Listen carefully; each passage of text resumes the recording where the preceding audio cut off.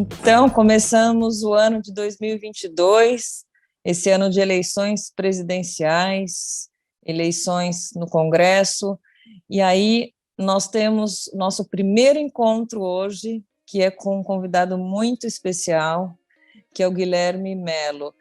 E eu vou falar quem é o Guilherme Mello, mas antes eu vou só lembrar que o Política Viva nasceu com essa missão, dessa vontade de trazer a política, as discussões políticas, os fatos políticos para perto da sociedade, para que a sociedade, conhecendo, sabendo mais, faça melhores escolhas e não se deixe levar. Chega de ser enganado, chega de mentira. É o Brasil na veia e na verdade. Começando com o Guilherme Mello. O Guilherme, esse jovem que está aqui conosco, ele é professor do Departamento de Política e História Econômica da Unicamp, e se eu estiver falando alguma coisa equivocada, por favor, me corrija. Ele é integrante dos núcleos de acompanhamento de políticas públicas e ligado à Fundação Perseu Abramo. Ele é um dos coordenadores do Plano Econômico do Partido dos Trabalhadores para 2023 e 2026. A gente não sabe quem vai ganhar as eleições, mas de todos os candidatos, todos o que tem um plano econômico sólido e consistente dão mais segurança para os eleitores, para o mercado, para os agentes econômicos de uma forma geral. Então, é muito importante a gente entender o que é esse desenho desse plano econômico que está sendo feito, e o Guilherme aí é um dos coordenadores. Guilherme, bem-vindo, e eu queria abrir aqui fazendo a primeira pergunta. Como é que é essa elaboração desse plano, que é tão... As pessoas querem tanto saber, né? A educação é importante, a saúde é importante, mas acho que o plano econômico é o que mais a gente vê na imprensa, a gente vê a curiosidade das pessoas, qual vai mais ao centro, vai ficar mais à esquerda. Então, a gente gostaria muito de saber quem está sendo ouvido, quais os setores da sociedade, quem está aí junto, quem é esse grupo que está falando aí junto. Então, você está com a palavra agora. Obrigada pela presença. Olá, Rosângela. Olá, Paulo. É um prazer estar aqui com vocês e agradecer o convite para estar participando desse debate. Rosângela, eu sempre costumo falar que, na verdade, a gente está vivendo uma antecipação muito grande do processo eleitoral no Brasil.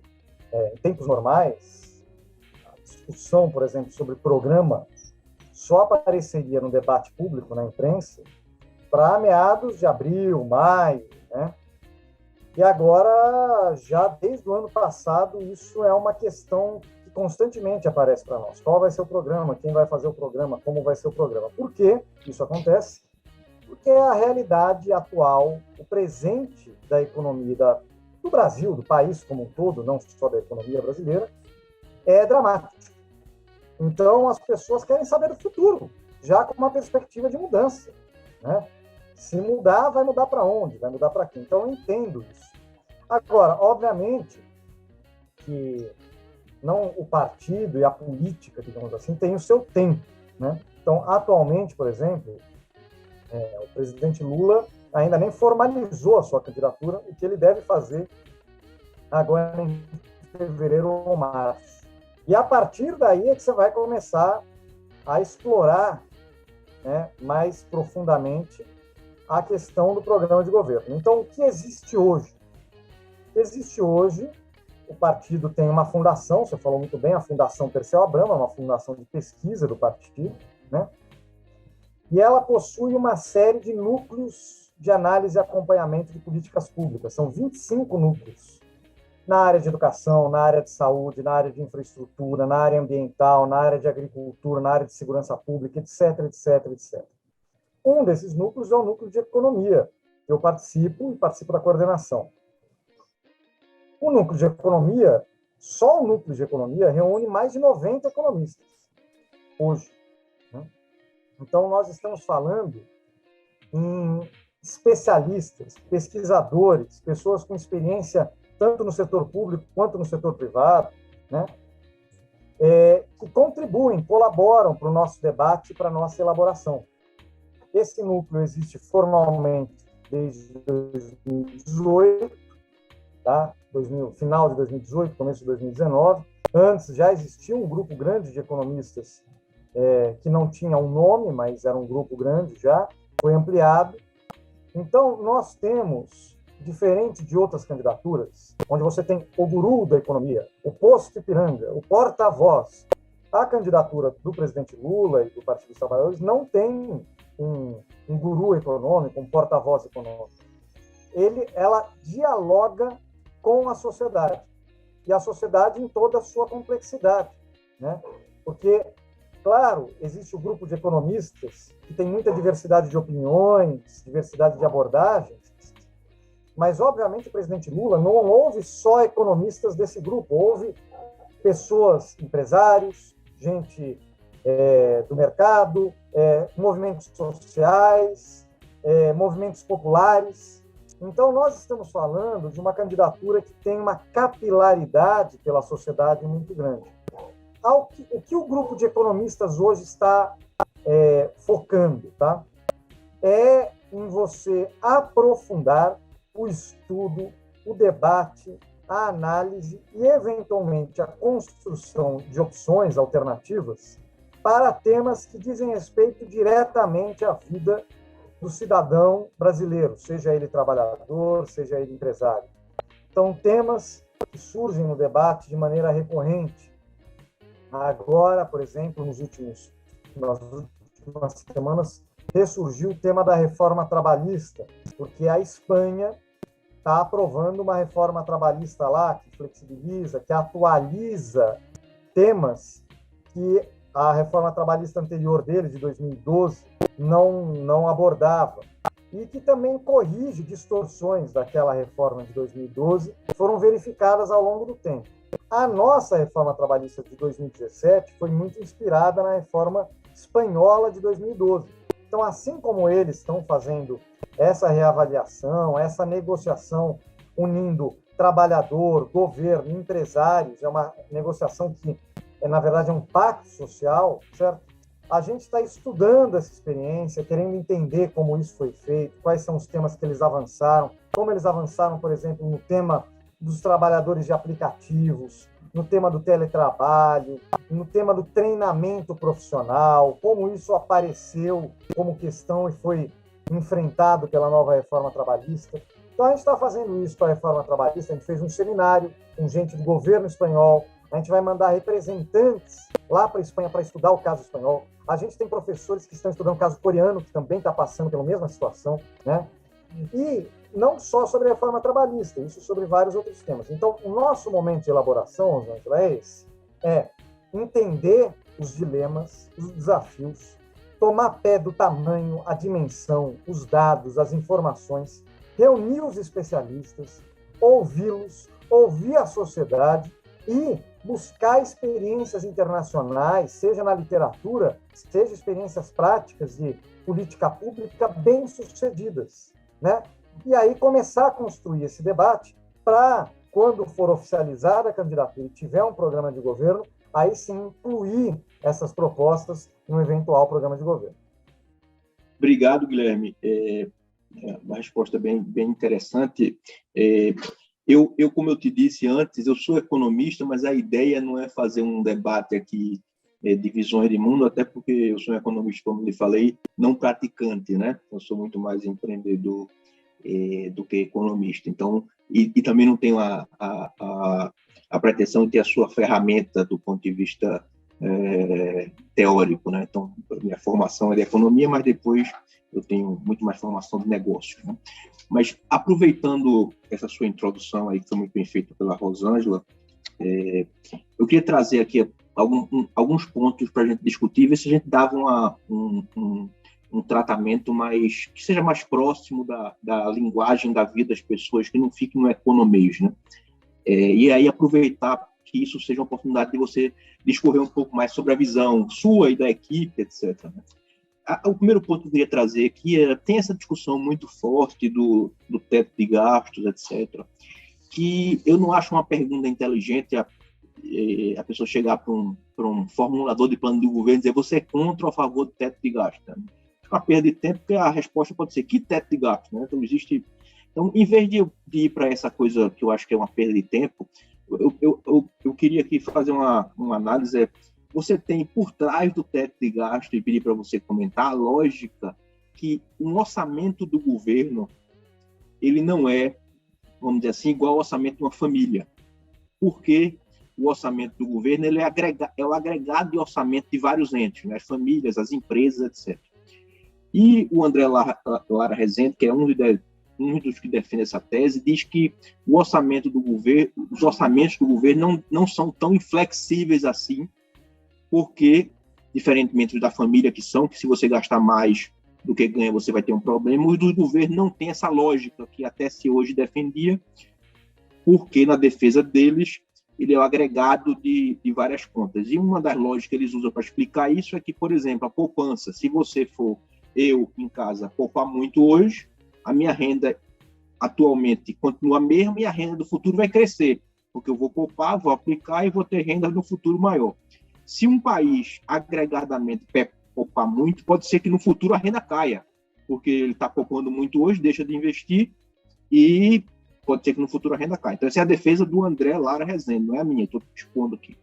Então, por trás dessa discussão do teto do gasto, que é uma discussão, acho que é pontual e vamos dizer assim, não é relevante para mim, o que está por trás é essa discussão de o orçamento de um governo, de fato, ele é inflexível, deveria ter uma visão como é um orçamento de uma família, ou não, o orçamento de um governo pode ser visto de uma forma diferente. Então, acho que em vez de responder sobre a causa, o efeito, acho que a gente deveria discutir na causa. Qual é a sua visão em relação a isso? Bom, Paulo, você fez uma questão muito interessante. Por trás do teto de gastos, há uma série de pressupostos que geralmente não são explicitados no debate público, né? Um dos pressupostos você colocou, é a ideia de que as finanças públicas são similares às finanças privadas, ou das famílias, ou de uma empresa. Agora, eu te digo uma coisa. Se você vai ao mercado e gasta R$100 comprando comida, quanto desses R$100 é devolvido para você no momento seguinte? 0. Você gastou, está gasto. O governo, quando ele gasta R$100, por exemplo, para transferir renda para alguém, para pagar um investimento, etc., no momento seguinte, pelo menos em torno de 33% disso volta para ele na forma de tributos. Olha como já é diferente. Segundo, você, Paulo, recebe moeda do seu empregador, do seu negócio, mas você não produz moeda. Você não imprime moeda. Se você imprimisse moeda, você seria o dono da Casa de Papel. E aí a Casa de Papel te dá uma liberdade absoluta, né? Mas você não faz isso. Pois é, o governo ele tem um monopólio, não é exclusivo, porque, na verdade, o sistema bancário também emite moeda, mas ele é o emissor primário da moeda, né? Isso lhe garante também uma maior flexibilidade do que você, Paulo, eu, Guilherme e a Rosângela, que não podemos ter esse direito. Outra coisa, se o governo, mas emitir moeda pode gerar problema, não vou entrar nem nessa discussão que é profunda. O governo, ele emite título da dívida pública, cuja demanda é quase, não vou falar que qualquer montante você consegue emitir, mas você consegue emitir títulos em enormes valores, inclusive não há um valor máximo conhecido. Por exemplo, o Japão tem 250% do PIB em dívida, né? E ele continua emitindo, e as pessoas continuam demandando, porque o que a gente precisa entender é que o título da mesma forma que o gasto público significa a receita de algum agente privado, então, quando o governo transfere renda, por exemplo, de Bolsa Família, é um gasto público, mas significa a receita de quem está recebendo Bolsa Família. Quando ele constrói uma estrada, é um gasto público, mas a empresa que está construindo a estrada está sendo paga com esse dinheiro. Então, é receita da empresa privada e é também o salário dos trabalhadores que trabalham nessa obra, né? Então, todo gasto público é receita privada. Todo déficit público é superávit para o setor privado. E toda dívida pública é ativo, é riqueza que o setor privado adquire. Porque quando o governo emite um título da dívida pública, quem compra? Eu, você, os bancos, as empresas, o setor privado.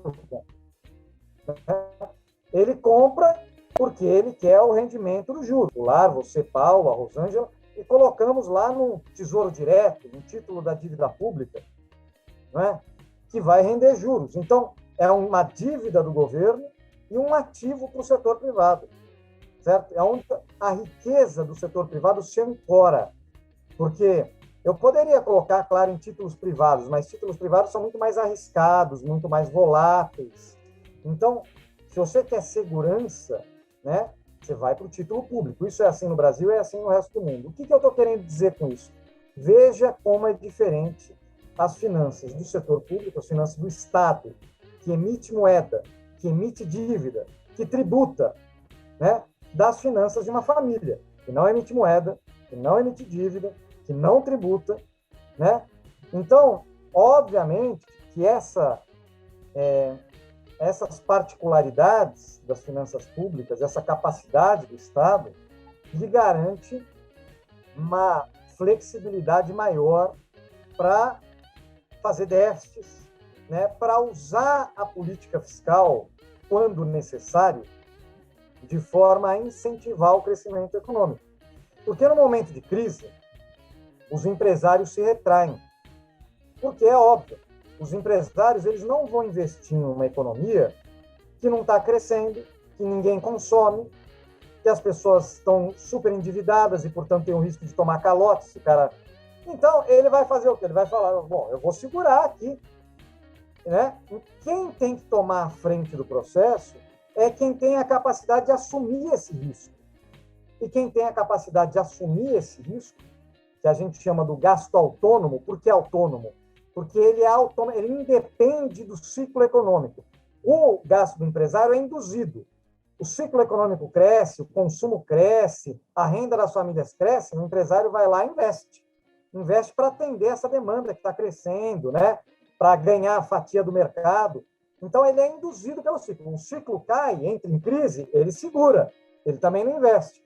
Só que exatamente no momento de crise e baixo crescimento que você precisa do investimento para romper esse ciclo de estagnação, de recessão. Então, o Estado ele tem que ter um papel. Isso está sendo reconhecido no mundo inteiro. Veja que a discussão de política fiscal, Paulo, no mundo inteiro mudou, desde a crise de 2008, mas em particular agora na Covid. Mesmo economistas historicamente mais ligados ao liberalismo, como, por exemplo, Lawrence Summers, que foi do governo Clinton, e vários outros, o Blanchard, que foi do FMI, economista-chefe do FMI, falam a política fiscal é fundamental, é um elemento fundamental para nós superarmos o baixo crescimento, voltarmos a crescer, né, e distribuirmos renda. Porque a crise que vem de algum tempo no mundo, ela tem essas duas coisas, é baixo crescimento e concentração de renda e riqueza. E a política fiscal e a política tributária têm um papel fundamental nisso. Então, para resumir, eu acho que um dos pontos de partida do teto de gasto, que é esse, de achar que o Estado a dívida do Estado é algo necessariamente ruim, o gasto público é sempre ruim, você tem que diminuir o tamanho do Estado e do gasto público, na verdade, está na contramão do que o mundo está fazendo. Veja nos Estados Unidos. O que os Estados Unidos está fazendo? O Plano Biden. O Plano Biden é um grande plano, aí muito maior do que a gente teria a capacidade de fazer, porque eles emitem a moeda mundial. Então, se a gente tem menos restrições que uma família, o Estado brasileiro tem menos restrições que uma família, os Estados Unidos têm menos restrições que o Estado brasileiro. O Brasil tem um câmbio muito volátil, ele não tem a moeda do mundo, os Estados Unidos não, ele tem a moeda do mundo, então ele tem muito mais flexibilidade. Então, eles estão fazendo um plano trilionário, trilhões de dólares de investimento, transferência de renda, gasto público. A Europa tem um plano chamado Próxima Geração, Next Generation EU, né? Que é próxima geração da União Europeia, que também é um pacote enorme de investimentos em tecnologia, em energias renováveis, em ciência, etc., para alavancar o crescimento. A China nem se fale, a China faz pacotes de investimento enormes. Um deles, muito conhecido, é o chamado Rota da Seda, né? Que eles estão exportando, na verdade, as empresas e o capital chinês para toda a Ásia, ali chegando até a Europa, fazendo grandes obras de infraestrutura, etc. Então, o debate econômico mudou. Se reconheceu, finalmente, como já havia sido reconhecido lá na década de 30 pelo Keynes, grande economista John Maynard Keynes, e que foi o mote da recuperação mundial pós-Segunda Guerra Mundial. Se reconheceu o quê? Que a política fiscal é efetiva, ela é capaz de reverter um ciclo de queda de crescimento, ela é importante como instrumento de alavancar os investimentos, de induzir o setor privado a investir, e ela também é importante como mecanismo de distribuição de renda. Todos esses pressupostos são contrários ao atual arcabouço fiscal brasileiro. Por isso que eu acho que o atual arcabouço fiscal é inadequado. Ele não tem paralelo no mundo, não existe nenhum país que tenha congelado os gastos públicos por 20 anos, né? Não existe nenhum país no mundo que tenha feito isso. Nenhum país do mundo que tenha feito isso e colocado essa lei na Constituição. O Brasil foi o único, né? E a gente está vendo o que aconteceu ao longo do tempo. O que acontece? O investimento público no Brasil hoje, ele é o menor da história. Ele é o menor da América Latina. Nós só ganhamos do Haiti, que, convenhamos, não é um bom ponto de comparação, né? E, para piorar, metade desse investimento está fragmentado em emendas parlamentares, que têm baixa efetividade, baixo controle, não tem planejamento, são emendas voltadas para nichos eleitorais dos deputados. Ou seja, o teto de gastos virou um teto de investimento, esmagou o investimento público. Hoje, o investimento público no Brasil não é suficiente para repor a depreciação da infraestrutura. Ou seja, a nossa infraestrutura de transporte, de energia, logística, vai se deteriorando com o tempo. E você precisa investir para recuperar a infraestrutura. O nosso investimento não é capaz nem de recuperar essa deterioração. Então, nós temos que voltar a valorizar o investimento público de boa qualidade, que induza o investimento privado, que tenha o que nós economistas chamamos de um multiplicador elevado, ou seja, que ele se multiplique pela economia, que ele gera renda, que ele gera emprego, que ele melhora a competitividade, reduz o custo produtivo e que ele aponta para o futuro, como, por exemplo, investimento em educação, em inovação, em ciência e tecnologia.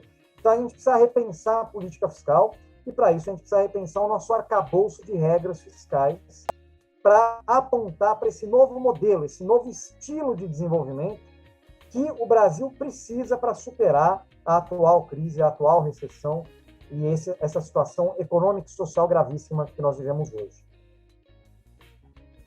Bom, obrigado, Guilherme. Você tocou no ponto que estava aqui na minha cabeça e me permite formular uma pergunta que é quase um acompanhamento aí do seu raciocínio, que essa discussão, né, dessa nova, vamos dizer, esse novo arcabouço aí de qual é o papel do Estado, é uma coisa que está na ordem do dia, né? E eu até estou com um economista aqui de 15 de janeiro, que é exatamente isso, né? A volta do Estado boss, seria o Estado mandão, ou o Estado, vamos dizer assim, forte, né? E eu notei que tem uns asgais aí e um consenso, tem 4 coisas que está puxando isso, né? Segundo a economista, obviamente, que é uma revista muito mais liberal, né? E ela reconhece que essa pauta está em discussão, ela tem dúvida se isso vai dar certo, mas ela coloca que é um ponto que está sendo em discussão. Mas ela e outras, Financial Times, tem 4 coisas que estão puxando isso aí, esse maior, um Estado mais forte, que tem a ver com o primeiro ponto, que é, obviamente, que você aumentar o gasto do Estado, aumentar, é para fazer alguma coisa, né? E esse fazer alguma coisa é o quê? É a defesa aqui, a exigência de mais, vamos dizer assim, uma política mais, como você falou, efetiva de infraestrutura pública, é um negócio que está se vendo aí no mundo, né? O Estado mais presente em infraestrutura pública, esse é o primeiro ponto, isso demanda dinheiro, né? uma ressurgência, vamos dizer assim, de políticas industriais. Isso tudo é o que estou dizendo, que o Economist está dizendo que é um ponto que vai nessa linha aí de mais Estado maior. Uma ressurgência por um desejo de política industrial.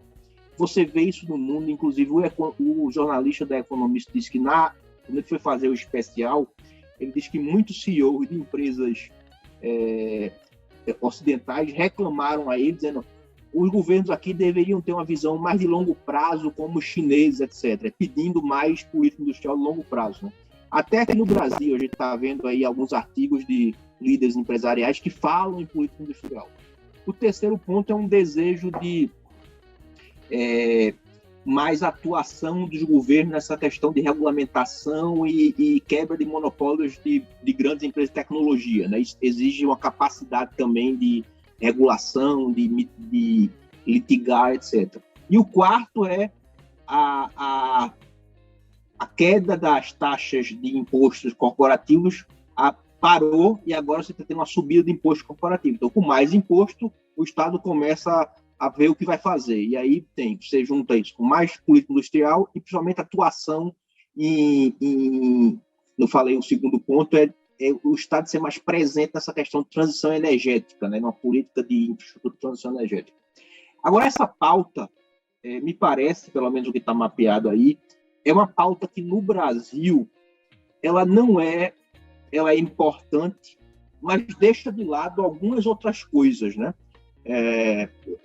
Porque não tem a questão de desigualdade, etc. E aí a minha pergunta é, esse novo arcabouço do Estado que está discutindo lá fora, que você falou dos Estados Unidos, etc., para o Brasil ele seria igual ou ele seria um pouco diferente aqui? Legal, Paulo. Excelente questão. Veja, cada país tem a sua forma de se organizar o Estado, organizar a relação do Estado com o setor privado, né? Não existe uma regra única. Isso é muito importante a gente dizer. Nem na década de 50, 60, 70, onde se teve a ascensão dos chamados estados de bem-estar social, eles foram iguais, né? Se você pegar o estado de bem-estar social, por exemplo, na Inglaterra, ele tinha uma presença maior de empresas públicas, né? Enquanto em outros países europeus, se tinha menos empresas públicas, mais gastos, por exemplo, em seguridade social, como era o caso da França, chamado Estado Previdenciário. No caso americano, você não tinha um sistema, por exemplo, você nunca teve um sistema de saúde pública, o que é um problema grave. Até hoje eles enfrentam esse dilema, né? Se você andar de bicicleta e cair nos Estados Unidos e não tiver um seguro de saúde, você está ferrado, né? Porque o custo da saúde privada lá é altíssimo. Mas, enquanto a Inglaterra tem o maior sistema de saúde pública, um dos mais bem-sucedidos do mundo. Então, estou falando, mesmo entre os países desenvolvidos, cada um encontra uma forma de organizar o seu Estado, uma forma de intervir tanto na questão social quanto na questão do desenvolvimento econômico. Aqui no Brasil, a gente teve, durante a ditadura militar, por exemplo, um Estado que teve um papel muito grande na questão do investimento, da produção, a partir das empresas estatais, do financiamento ao investimento, com os bancos públicos, com uma série de instrumentos de isenções, etc., mas que não desenvolveu o lado social, né? Enquanto a Constituição de 88 ao contrário, uma tentativa de construir uma Constituição social, a chamada Constituição Cidadã, com garantias de direitos sociais, né? Por que eu estou falando isso? Porque me parece nítido que cada país tem a sua trajetória histórica, a sua trajetória cultural, a sua organização política, e muita gente usa os outros países como exemplo. Então, fala, olha a China, está dando certo, foi um sucesso. Sim, mas a China tem uma organização política que não é a nossa, nem desejo que seja, né? Não vou comparar, criticar ou elogiar, mas não desejo, eu quero outra coisa para o Brasil. Ele tem um tipo de sociedade que não é a nossa, né? Então, nós precisamos encontrar o nosso caminho, o nosso desenho. O que está claro que são desafios brasileiros? Acho que tem alguns que a gente tem que ter claro. Um desafio é o desafio social. o Brasil é um dos países mais desiguais do mundo, né? A gente tem, obviamente, uma herança histórica da escravidão, que influencia muito nisso.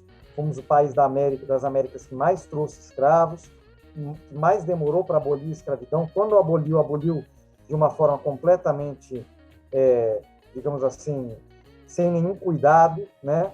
Perpetuando as desigualdades. Então, a gente tem uma série de problemas históricos de desigualdade e até hoje somos um dos países mais desiguais do mundo. O que isso quer dizer? Que nós temos que enfrentar o problema da desigualdade. Só que nos últimos anos a questão piorou, porque a gente tinha superado, vai lá nos governos Lula até o governo Dilma, duas questões historicamente muito marcantes na trajetória brasileira, que é a pobreza, miséria, da miséria e da fome. A gente tinha saído no mapa da fome. A gente tinha quase que eliminado a miséria, a pobreza extrema, a miséria, com programas sociais bem desenhados, bem sucedidos, serviram de exemplo para o mundo, com crescimento econômico, geração de emprego. Agora, desde 2015, o país está numa depressão. Então, a fome voltou, o desemprego voltou, a miséria voltou. Então, a gente vai ter o desafio de enfrentar de novo. Olha, o Brasil é o único país do mundo que saiu do mapa da fome e agora voltou para o mapa da fome. Nenhum país que saiu do mapa da fome voltou, o Brasil voltou. Então, é uma tristeza. Então, esse é um desafio. O dilema social, o dilema da dignidade, da cidadania, né? E, obviamente, da desigualdade. Né? E, para isso, é preciso ter políticas públicas efetivas que enfrentem esse desafio. Políticas de transferência de renda, claro, bem desenhadas, bem elaboradas, bem geridas. Esse programa que está proposto agora não é o caso. Ele é um programa meio que provisório, ninguém sabe qual é a regra de entrar, qual é a regra de sair, é uma confusão. Todo especialista em política pública nesse tema fala, olha, o programa é ruim, está mal desenhado, mal feito. Né? Substituiu um programa super premiado, super bem desenhado, que era o Bolsa Família, por um programa ruim. Mas também não basta transferência de renda, você precisa voltar a gerar emprego, voltar a investir, a gerar renda, a ativar o mercado de consumo, né? E para isso, obviamente, você vai precisar de que o Estado exerça um papel também na área da economia. E aqui, nós não estamos falando necessariamente em um Estado produtor. Claro, ele tem lá as suas empresas, a Petrobras, que tem uma importância estratégica, né? É uma empresa super bem sucedida internacionalmente, super inovadora, ganha vários prêmios de inovação, né? Então, claro que elas têm o seu papel, mas nós estamos falando também de induzir o investimento privado. Como? Recuperando o planejamento, os gastos de boa qualidade, o financiamento adequado para atividades inovadoras, para atividades, por exemplo, financiar o que nós chamamos de transição ecológica, que foi um dos temas que você levantou, Paulo, né? Que é a descarbonização da economia, a limpeza dos nossos rios. Eu moro em São Paulo, Paulo. Agora moro em Campinas, mas morei minha vida inteira em São Paulo. Eu vivi minha vida inteira com dois rios, os dois rios que cortam a cidade, profundamente poluídos. Isso não é uma coisa aceitável. Veja os países desenvolvidos, qual é a relação das grandes cidades do mundo com seus rios. É o lugar mais valorizado da cidade, é o lugar mais legal da cidade, o Rio Sena em Paris, né? O Tamisa em Londres. Então, nós temos que usar a questão ambiental não só como uma questão de porque a gente tem que preservar para o mundo sobreviver. É óbvio, se não tiver planeta, não adianta nada o que a gente está discutindo aqui, né? Tudo que a gente está discutindo aqui é inútil. Isso é óbvio. Mas usar essa oportunidade, vários países do mundo estão percebendo isso, para gerar emprego, gerar inovação, gerar investimento na área de novas fontes de energia, na área, por exemplo, de reflorestamento, recuperação de áreas degradadas, recuperação de rios poluídos, né? Fazer investimentos. Isso gera emprego, gera renda, gera consumo, reativa a economia. O mesmo vale para a saúde. A gente viu na pandemia como o sistema público de saúde é fundamental num país como o Brasil, né? E no mundo inteiro, mas num país como o Brasil, que é um país com muita pobreza, muita desigualdade, ele é ainda mais fundamental. Então, se você investir no SUS com produção de novas vacinas aqui no Brasil, como a gente fez, produção de novos medicamentos, você incentivar a indústria farmacêutica, a pesquisa, etc., você vai gerar inovação, vai incorporar nova tecnologia, a biotecnologia está crescendo, vai gerar inovação, vai gerar desenvolvimento. Então, o que eu tenho dito, Paulo, é que nós temos que observar quais são as nossas demandas. As demandas de um país como o Brasil são diferentes das demandas da Dinamarca, é por evidente, né? Então, qual é a demanda do Brasil, do país como o Brasil?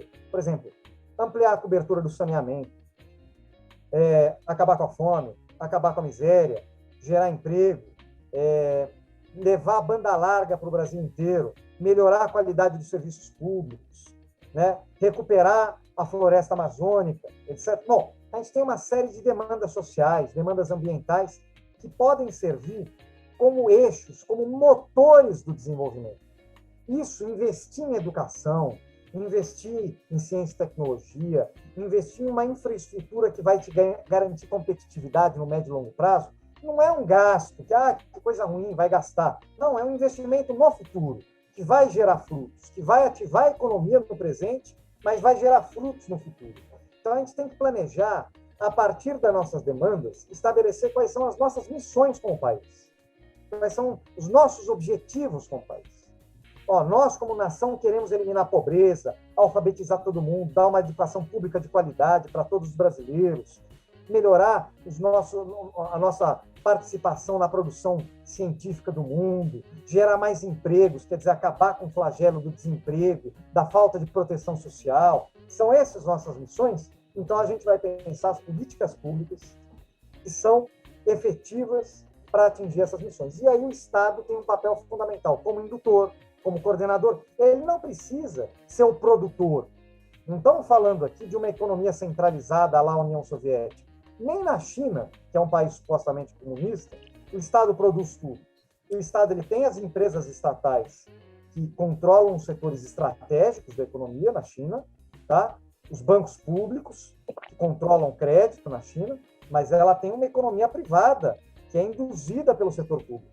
Dá para copiar o modelo chinês? Eu acho que não. A gente tem que encontrar o nosso caminho. Mas o nosso caminho vai passar necessariamente por a gente se livrar dessa ideia de que basta acabar com o Estado que o país vai se desenvolver. Não. Os desafios são muito grandes. E você precisa pensar em como você vai aliar os esforços do Estado à iniciativa privada, como você vai trabalhar em conjunto para construir um caminho para a retomada do desenvolvimento, para um novo modelo de desenvolvimento econômico. Nossa, Guilherme, muito bom ouvir todas as colocações, saber que esses assuntos que são sempre tão debatidos estão aí no foco. Eu concordo com você, tenho certeza que eu, Paulo, não adianta a gente falar em liberalismo, um monte de ideias importadas, que não, a gente tem uma lição atrás, a gente tem muita coisa para trás para resolver antes de querer diminuir ou sumir com o Estado, né? E eu concordo que existe essa tendência agora de enxergar um papel do Estado diferente, não um Estado simplesmente pai, provedor, mas um Estado educador, um Estado que tenta igualar as oportunidades para diminuir as desigualdades, né? Então, muito bom ouvir e saber que é possível, né, Guilherme? Eu acho que certamente é possível, Rosângela. A gente mostrou nos últimos anos uma capacidade surpreendente. Por exemplo, a fome é algo que flagelava o Brasil desde a sua origem, né? Desde que o país começou a se construir como um país, uma nação, né? A gente tem uma profunda desigualdade e a fome é uma marca, né? A gente vê romances do século XVIII, do século XIX, né, falando sobre dificuldades nessa área, né? A escassez, a migração das regiões mais pobres, etc. A gente chegou a eliminar isso. Ou seja, a gente já provou que é possível, né? A gente já provou. Gente, vamos olhar, eu me formei na faculdade, na USP e na PUC. Então, eu fiz tanto universidade pública quanto universidade privada na graduação, né? Em ambas, a presença de pessoas negras era muito pequena, se não quase que inexistente. No meu colégio privado era inexistente, praticamente, tinha 1 ou 2. E hoje, quando eu dou a presença de alunos de escola pública nas universidades públicas, na USP era muito pequena, a maioria dos alunos era de escola privada. Hoje, sou professor de uma universidade pública, da Unicamp, e eu dou aula de introdução à economia para o primeiro ano. Faço questão de conhecer os alunos desde o primeiro ano. Tive esse privilégio que a coordenação me passou essa missão e essa função. Então, eu pergunto, quem aqui veio de escola pública? A grande maioria, eu estou falando da grande maioria dos nossos alunos, veio de escola pública. E tem uma porcentagem grande, maior, de mulheres, inclusive, mas também de negros, negras e indígenas que estão sendo incorporados. Ou seja, para muitas famílias, uma coisa que nunca aconteceu na sua história. A primeira geração daquela família que foi para a universidade. No caso da minha família, a primeira geração foi a geração dos meus pais. Meu avô, por exemplo, era empresário, mas não tinha cursado a universidade. O irmão dele tinha, meu tio-avô tinha, mas ele não. Os meus pais já cursaram a universidade. Então, você já tem uma gerações educadas, alfabetizadas, né? Agora, isso está chegando numa população que é uma população mais pobre, que vai fazer toda a diferença, né? Eu acho que a gente já provou, então, que é possível. A gente tem que recuperar o rumo que a gente perdeu o pé, né? A verdade é essa, o Brasil era um exemplo para o mundo, hoje, em várias áreas, é uma vergonha para o mundo. Quando você vai falar na área ambiental, a gente é uma vergonha para o mundo hoje. Uma vergonha. Na diplomacia internacional, você vê o presidente, parece aquela criança no baile de 15 anos que fica envergonhado no cantinho da sala, e todo mundo dançando, se divertindo, ele lá, né? Ninguém gosta dele. Mas também somos uma vergonha para o mundo, porque voltamos para o mapa da fome, porque aumentamos a desigualdade, etc. Então, nós temos que recuperar o que deu certo, corrigir o que deu errado. Obviamente, nem tudo que foi feito foi certo, tivemos erros no caminho, né? Entender o que foi, o que deu errado, o que a gente precisa corrigir e pensar no futuro.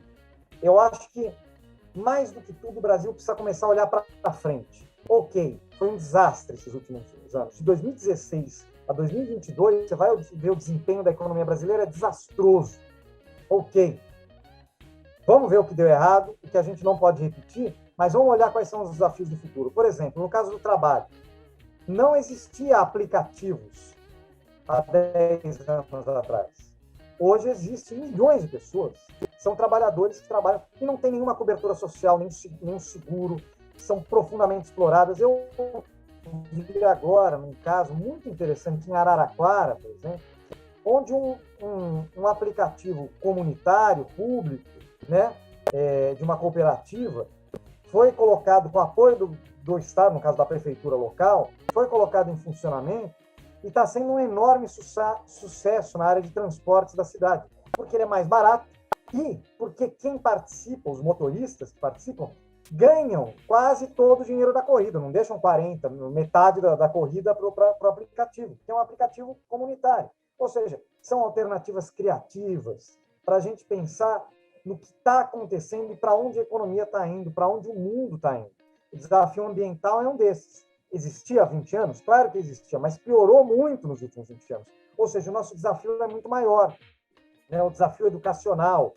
A gente está fazendo uma transição para uma nova revolução tecnológica, que vai precisar que as pessoas sejam muito bem capacitadas, treinadas, tenham, como você disse, a oportunidade de competir no mercado de trabalho. Então, nós precisamos ver quais são esses desafios e preparar o país, o Estado e a sociedade brasileira para enfrentar os desafios do futuro. Já provamos que é possível no passado e eu tenho certeza que voltaremos a provar no futuro que é possível pensar em políticas públicas adequadas para enfrentar os desafios que nós temos pela frente. Bom, Guilherme, só talvez para a gente fazer um fechamento aqui que você falando para o futuro e olhando um pouco do que foi feito lá atrás e deu certo, não deu certo. Obviamente, quando a gente olha o primeiro, segundo governo Lula, já fazem quase 20 anos, né? E a minha análise, né? Quer dizer, eu prometi que eu não ia fazer opinião aqui, mas só para contextualizar na pergunta, né? É que a indução da demanda, que você chama, os economistas chamam de ser keynesiana, né? Keynesiana é o quê? Você induzir, uma simplificação aqui, depois eu apanho aí dos mais rigorosos, mas é você induzir uma demanda no mercado de consumo para que aquele mercado de consumo gere crescimento, os empresários investam e tal. Isso foi muito importante, foi muito forte nos governos Lula, né? A gente sente que foi uma base importante para ele. Essa nova realidade que está se colocando, e você falou bem aí, e como a economia se colocou, etc., tem esses novos desafios, né? Que não são necessariamente atacados com essa estratégia, vamos dizer assim, de apenas estimular a demanda, o mercado de consumo, etc. Mas eu vejo você falar das duas coisas, né? Da importância de estimular o mercado de consumo, da coisa keynesiana, e dessa segunda coisa aqui que a gente pode falar que é uma economia do lado da oferta mais moderna, que é ter uma oferta voltada para transição energética, etc. Mas o ponto é que a capacidade do país não é infinita, né? nem de orçamento, nem de energia. Onde é que a gente deveria colocar o esforço? O principal, o motor mais importante da economia, inclusive que tem mais peso no PIB, que tem mais peso na renda, né? É a capacidade que o nosso mercado interno tem 220 milhões de pessoas, né, de demandar produtos, de demandar serviços e, com isso, induzir o investimento privado. Religar o motor mais importante da economia. A gente precisa garantir que as pessoas tenham renda e tenham emprego, salário, para conseguir, ao consumirem essa renda, induzirem, incentivarem a iniciativa privada. A gente precisa recuperar esse mercado. Nesse caso, transferência de renda, distribuição de renda, combate à fome e à pobreza, com incentivos ao investimento. Quando isso começar a acontecer, você começa a deslanchar também outros planos de investimento ao longo do tempo. Foi muito bom esse nosso encontro, viu, Guilherme? Eu que agradeço. O primeiro do ano. Eu agradeço, Paulo, Ângela, foi um prazer.